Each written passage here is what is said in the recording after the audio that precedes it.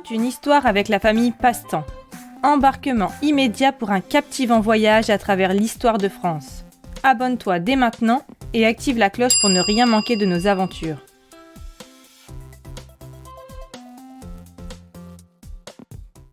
C'était qui le roi Soleil ? Louis XIV, connu comme le roi Soleil, est l'une des figures emblématiques de l'histoire de France. Symbolisant la monarchie absolue, son règne remarquable s'étend sur une période exceptionnellement longue de 72 ans. Né le 5 septembre 1638, il devient le roi Louis XIV après la mort de son père, Louis XIII, alors qu'il n'a que 5 ans. Trop jeune pour gouverner, c'est sa mère, la reine Anne d'Autriche qui dirige le royaume. Elle gouverne avec le soutien du cardinal Mazarin comme ministre, pendant que le jeune Louis apprend le métier de roi. Son règne est marqué par la période troublée de la Fronde entre 1648 et 1653. Il s'agit d'une révolte contre le pouvoir royal dénonçant des impôts démesurés pour financer des guerres. Louis XIV est sacré à l'âge de 16 ans, devenant ainsi l'intermédiaire entre les hommes et Dieu. En 1661, à la mort du cardinal Mazarin, il décide d'affirmer sa vision de la monarchie absolue, en instaurant un régime politique, où le monarque détient tous les pouvoirs.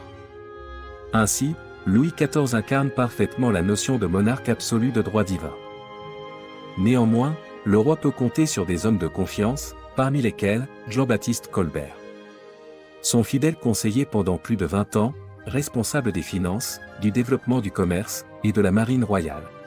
C'était comment à Versailles au temps du roi Soleil ? Depuis son enfance, Louis XIV reste marqué par sa fuite forcée de la capitale pendant la Fronde. D'ailleurs, il préfère éviter Paris. C'est ainsi qu'il fait du château de Versailles le nouveau centre du pouvoir, invitant les nobles à s'y installer définitivement. Le roi devient le soleil autour duquel gravitent tous ses sujets, transformant Versailles en un symbole de magnificence et de plaisir.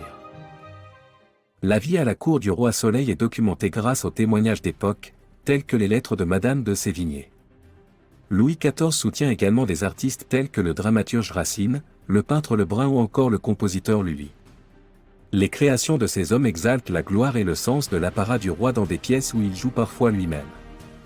Louis XIV encourage aussi l'auteur et homme de théâtre Molière en protégeant sa troupe de comédiens à partir de 1665. En 1680, la troupe du roi donne même naissance à la Comédie Française. À Versailles on raffole de produits rares et c'est ainsi que le chocolat chaud est devenu la boisson exotique en vogue. C'est à cette même période que la France devient une grande puissance coloniale, étendant sa présence dans l'actuel Québec, sur la côte sénégalaise, à Madagascar, sur l'île Bourbon, l'actuelle île de la Réunion, et en Inde. La traite négrière, c'est-à-dire l'achat d'esclaves africains à destination des colonies, est utilisée comme force de travail dans des plantations tropicales de sucre et de cacao. Ces productions permettent à des commerçants français de s'enrichir en important par bateau ces produits rares et coûteux à la cour du roi. Est-ce que Louis XIV était un roi conquérant ? Le règne extravagant de Louis XIV est aussi marqué par des guerres constantes, consolidant la France comme la première puissance en Europe, mais entraînant des coûts élevés, provoquant famine et pauvreté dans le royaume. C'est aussi un roi profondément religieux et catholique. Il est hostile aux protestants et en 1685 il décide de révoquer l'édit de Nantes signé par son grand-père Henri IV, provoquant la fuite d'un grand nombre d'entre eux.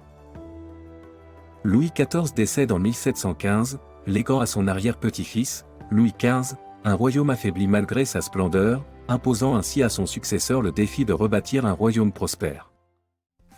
Tu sais maintenant que le surnom de roi Soleil illustre le règne puissant et éblouissant du roi Louis XIV à Versailles, un épisode fascinant où la magnificence de la cour et les ambitions coloniales ont laissé une empreinte durable dans l'histoire de France.